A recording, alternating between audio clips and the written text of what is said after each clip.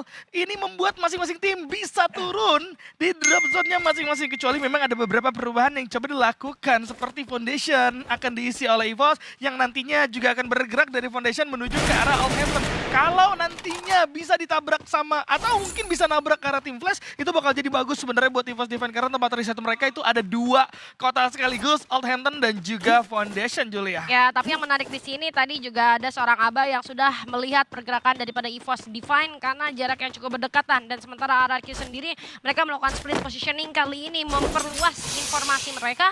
Dan mereka akan kembali tentunya ke rumah, cukup membantu nanti pada akhirnya. Karena biasanya RRQ juga main-main ke arah Foundation. Dan kali ini mereka tidak bisa lagi ke arah sana. Karena mereka udah tahu ada satu tim lainnya. Kecuali kalau objektif mereka mau memperbanyak poin eliminasi. Tapi sementara gue rasa mereka akan coba untuk stick together di Refinery. Karena di 3 game sebelumnya kita melihat bagaimana kondisi RRQ yang sering banget terculik satu player sehingga ketertinggalan manpower akhirnya berdampak buruk buat mereka nyampe ke arah late game. Jadi gue harap permainan dari RRQ yang sering kita lihat di minggu-minggu sebelumnya yaitu main yang kayak benar-benar objektif bareng-bareng membaca situasi fight yang penting dan gak penting itu kayak gimana terus mereka fokusnya ke arah late game itu terjadi pada hari ini. Semoga seperti itu King Kodok. Betul, semoga saja terjadi seperti itu. Kita akan melihat bagaimana Bigator Vitality kali ini bermain di sekitaran konsil. Mereka sudah selesai melakukan looting cukup cepat, 2 menit selesai, mereka langsung turun ke area konfan.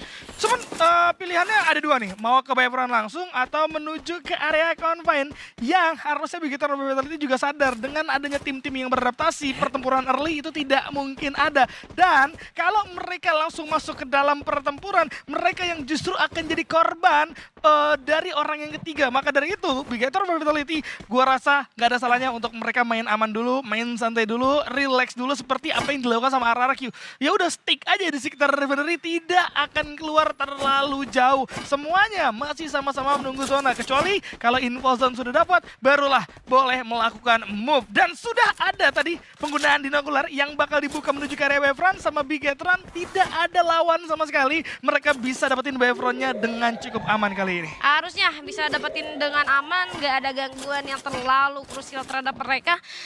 So far sih kita lihat kalah hari kali ini cukup tentram ya, karena banyak tim yang sebenarnya masih cukup struggle banget nih di klasmen. Banyak game atau 3 game yang tim ini nggak cukup stabil. Jadi bisa gua katakan yang stabil ini cuma 2 tim. Memang benar-benar cuma WAG sama Heavy aja. Nah itu dia mengapa kalah hari kali ini terbilang cukup tentram di awal. Karena mereka masih sama-sama hati-hati semua nih. Mereka belum punya poin yang maksimal sejauh ini gitu. Dan bahkan terbilang banyak tim yang ada di itu lower table gitu. Dan kalau kalian lihat tadi today standing, yang mid to lower table itu poinnya benar-benar dikitnya parah. Dikit banget gitu, tapi kita lihat kali ini tim X-Pan akan menghadapi tim Todak. Perang antar saudara terjadi, tim Todak. Aduh sayang banget Loginya tumbang kali dari seorang Bluepy.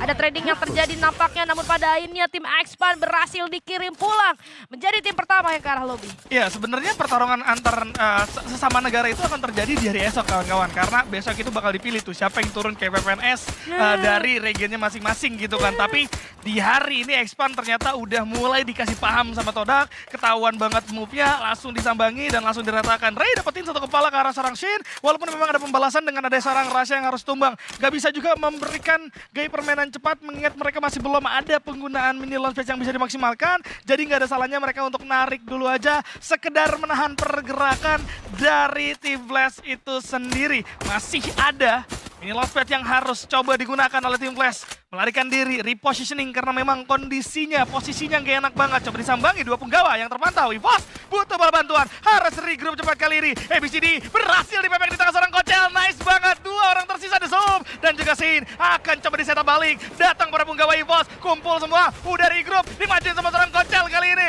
Sin cukup panik, bakal bergetar dia, tumbang, sisa di Zoom. Memang dapetin 1 kepala dari seorang Ray, tapi gak akan lama karena Kocel juga akan segera hadir kali ini. Di Zoom sudah mulai terpantau. 2 arah akan coba dimainkan, masih ada time turner, tidak terlalu berdampak dan EVOS mulai mendapatkan poin-poin eliminasi di early kali ini, Jo. Wah, ini dia tim Flash dengan posisi yang cukup terpanik-panik ya. Kita lihat tadi ABCD posisi sangat terbuka. Free hit teman-teman EVOS Divine mampu membuat tim Flash terkocar-kacir. 3 player yang tersisa juga tadi terlihat tidak bisa bertahan karena banyak banget yang dilakukan. Ada Valiant Dash tadi, ada Riptide Random dari teman-teman EVOS Divine. Sehingga pertahanan-pertahanan mereka di area yang terbuka itu pun tidak akan menjadi alasan buat EVOS bisa untuk masuk ke arah mereka. Itu gampang banget tadi masuknya. Posisi flashnya udah di ujung banget gitu kan. Tinggal gimana caranya EVOS memanfaatkan resource dan tadi berhasil. Udah ada Riptide Random, ada Valiant Dash, targeting lebih gampang karena mereka unggul secara jumlah gitu kan. Betul. Dan kita melihat dengan adanya tim Flash yang harus melakukan reset, seharusnya posisinya nggak akan beda jauh, masih di sekitaran Shrines, kemudian mungkin nanti bakal nyari scrapingan juga di sekitaran Oldhampton. EVOS-nya udah mulai bergeser menuju area The Mesh. Kali ini akan berputar searah jarum jam, dan kalau terus berputar searah jarum jam, kemudian RRQ menjadi poros, ya sebenarnya RRQ bisa melihat berbagai macam tim yang nantinya akan bertempur nggak jauh dari mereka. Karena seperti yang kalian tahu, di sekitaran Defendery itu masih bisa mendengar suara-suara tembakan yang ternyata sudah mulai dilakukan juga. God of War kali ini sudah mulai mendapatkan satu kesempatan untuk bisa menabrak Magna Esports yang juga akan tersebar. Kalian bisa sadar ya, Magna Esports juga dengan datangnya di Axel gak bisa ditumbangkan dengan cukup mudah. Mereka itu mainnya mencar. Mereka sadar kalau mereka main bersamaan mungkin akan cepat diratain, tapi dengan mereka main mencar, placement point lah. Dirian aja. Dan teman-teman God of War juga tadi gue suka banget respect yang mereka lakukan. Ngeras satu player udah pakai Valiant Dash, tetap ada satu yang tetap ngiringin gitu. 2 player melakukan double pick. Itu bentuk respect yang cukup tinggi dari kawan-kawan God of War itu sendiri. Dan Magna harus reset kembali. Oke, masih bisa reset, tapi balik yang tadi gue bilangin, ketika lu melakukan reset terlalu banyak dari early, banyak waktu yang terbuang, di mana banyak tim waktu tersebut itu digunain untuk rotasi. Lu masih revive, looting ulang, looting ulang. Tapi lihat Kagenta kali ini sedang berdiam diri. Adanya Virtus Pro masuk ke daerah pertahanan mereka sudah terbaca, nampaknya bergerak karena war exposure terpantau di sana. Riptide Random yang juga on point membuat City Seven terbuka pandangannya. Hilang sudah satu player di sana, tapi ada Valiant Dash Shameless berperang dengan seorang Ras kali ini. Hati-hati waranya dari area yang berbeda, ada Temptator juga, tapi Ram coba untuk memberikan follow up. Rasnya tumbang menghadapi 2 player dia juga tidak bisa terselamatkan. City Seven juga hilang kali ini. Ram akan menjadi orang terakhir daripada Kagendra. Sayang sekali, Middle Launchpad akan coba digunakan. Apakah akan selamat? Ram masih bisa selamat nampaknya dari cengkeraman Virtus Pro. King Kodok bisa sih Kagendra di dalam kondisi seperti tadi kalah, eksposisi udah nggak ada. Itu bagus banget tadi. Lihat bagaimana eksposisi tumbang, ngebuat kesempatan membuat Kagendra menang, itu tinggi banget. Tapi lagi dan lagi ada, menurut gua orang depannya nggak maksimal nih dari Kagendra nih. Nggak bisa melakukan eksekusi, setidaknya satu aja tadi. Nggak dapat apapun sama sekali. 3 orang yang justru ditempel sama 2 orang malah cukup panik. Dan ditumbanginya justru di dalam kondisi yang terpisah, nggak berdekatan. Jadi nggak bisa saling memberikan revive juga gitu kan. Sekarang Kagendra misalkan seorang diri, nggak bagus. 1 poin eliminasi doang juga yang baru saja mereka miliki. Kagendra, sisa Rap yang harus menahan nafasnya. Perangnya tadi panik banget sih Kagendra. Mereka sadar mereka udah menang, tapi gua nggak tahu apa yang terjadi di komunikasi mereka.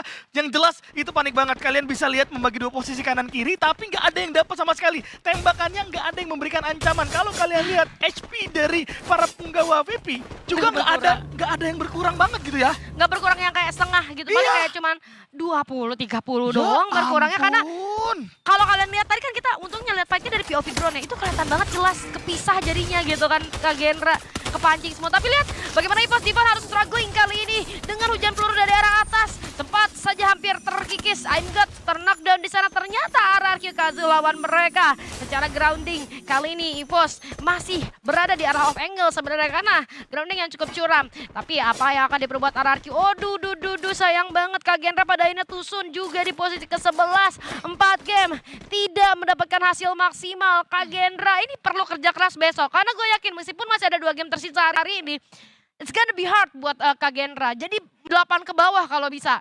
Jadi biar besok nih ngejarnya nggak try hard banget gitu kan. Dan untuk RRQ sendiri kita lihat kali ini mereka sudah mulai meningkatkan awareness mereka karena mereka yakin di arah atas itu udah ada orang. Tapi at least mereka ini punya nih area untuk bertahan. Lihat ada kontainer, ada box, ada tenda darurat gitu kan. Jadi sebenarnya mereka tinggal nungguin aja momentum siapa yang bakal datang ke arah mereka sembari menunggu pembacaan zona selanjutnya akan gerak ke arah mana, dan zona juga masih ada di mereka kok so far. Betul, jadi harusnya masih aman-aman aja ya kalau kita berbicara soal RRQ itu sendiri bersamaan dengan EVOS juga. Bigetter Vitality kali ini bakal menahan diri selama mungkin. Mereka nggak melakukan banyak pergerakan dari konsil menuju ke area Wavefront, kemudian geser lagi ke sisi kanan masuk ke area Refinery, dan masuknya pun sedikit terlambat bersamaan dengan zona yang bergerak. Tujuannya memang agar benar-benar aman supaya yang di dalam udah selesai bertempur baru mereka bisa nyaman gitu kan. Tapi kalau yang di dalam tidak bertempur kemudian mereka terlambat masuk, mereka akan menerima resiko yang sangat-sangat besar. Dan Bigetter Vitality harusnya juga akan mengalami pertemuan melawan tim Flash kali ini. Sama-sama menggunakan rotasi lambat, jadi sama-sama akan bertemu. Tim Flash tadi habis reset 3 orangnya, tapi Sin udah megang M79 juga. Kyong mulai terkena tembakan liar, Dix juga akan coba bergeser ke sisi kiri, kemudian Koja juga akan memberikan follow up. Buset. Udah ada Thrill of Battle yang tidak mengenai siapapun di arah belakang, ternyata Joel tumbang di tangan seorang Sin.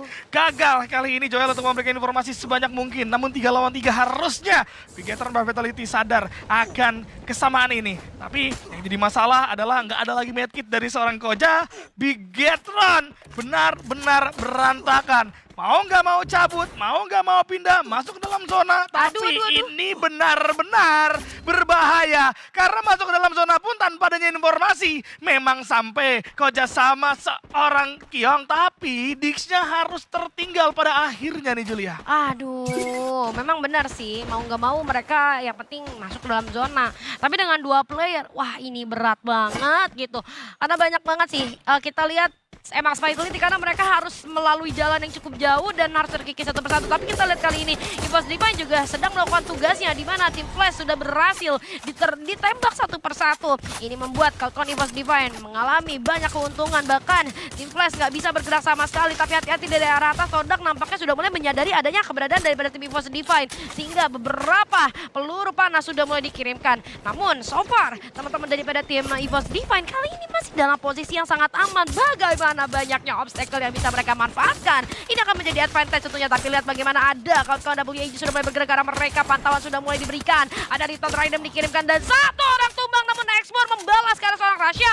Tumbang sudah Rasya, masih ada upaya reviving yang bisa sempat dilakukan. Tapi sementara ini WAG punya waktu untuk bergerak lebih dekat lagi. Di arah yang berbeda kita lihat ada satu tim lagi yang tereliminasi, posisi ke-10, 9 tim saja tersisa kali ini King Kodok. Tuh, lihat bagaimana pertempuran akan mulai pecah di mana-mana. Ada Virtus Pro juga yang harus tumbang di posisi ke-9. Bagaimana makna esports ternyata memenangkan duel. Bigetron, sisa 2 orang, Koja dan juga Kyong. Apakah bisa untuk bertahan? Namun ada lemparan frag grenade dari Rip yang datang ke arah seorang Koja. Nggak akan bisa tertolong. Mau nggak mau Kyong meninggalkan. Nggak ada glue wall juga dari seorang Kyong.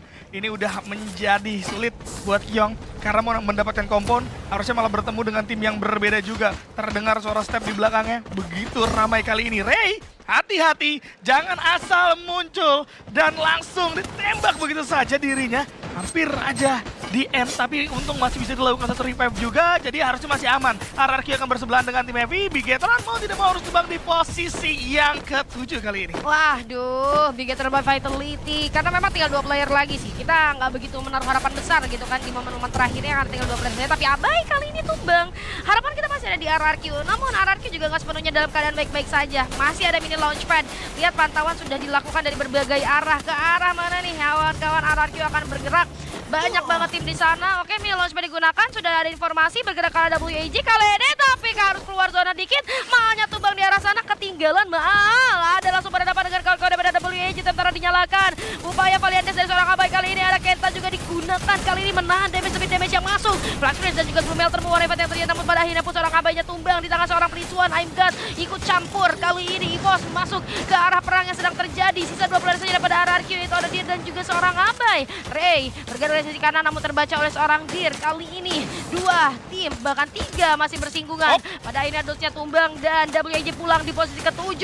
Harusnya sebentar lagi RRQ akan menyusul. EVOS 9 poin eliminasi ditahan kali ini King Kodok. Betul, lihat bagaimana pertarungan sudah mulai dikendalikan oleh EVOS Divine yang berada di sisi kanan. Kali ini akan berhadapan dengan makna juga. Sisa sendirian dari seorang Jun. Harusnya nggak bakal banyak bicara. RRQ sisa 2 bakal coba dilemparin dengan menggunakan frag grenade. Tumbang sudah pastinya nggak akan bisa bergerak. RRQ harus puas di posisi yang ke-6. 5 besar sudah mulai terlihat. Ada Jun dari belakang. Lah, satu lagi nih bisa banget dijadiin body eliminasi dan berhasil didapatkan juga sama seorang Rasya pada akhirnya. Iya, 4 tim tersisa EVOS Divine dengan 11 poin eliminasi dan masih 4 player bergerak dari sisi kanan. Sudah mulai terlihat adanya tim Todak. Langsung beberapa tembakan dikirimkan.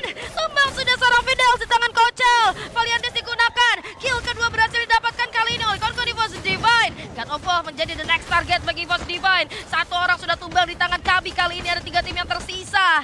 Masih dipantau. God of War akan terpantau oleh 2 tim sekaligus. Tembakan demi tembakan dikirimkan. Tapi Demon berhasil membalas karena seorang Mufasa. Terlalu sempit kali ini jaraknya. Kawan-kawan dari tim Heavy sulit sekali untuk bergerak. Riptide Raidem dikirimkan oleh EVOS Divine ke arah Heavy. God of War membaca pergerakan tersebut. Ray jauh banget ini teman-temannya. Hati-hati karena ada God of War. Ray pada akhirnya pun tumbang. Terculik begitu saja. Upaya revive akan segera dilakukan oleh EVOS Divine. Masih bisa di-revive kali ini. Heavy menyisakan 1 player saja harusnya. God of War juga berhasil terculik 1 player. Kali ini 3 saja tersisa dari God of War. Sementara EVOS masih ada 4 player. Kelihatan Heavy maju. 1 orang berhasil didapatkan. Confirm kill berhasil diamankan. Heavy hilang. Menyisakan 2 tim saja. God of War tumbang 1 player di tangan seorang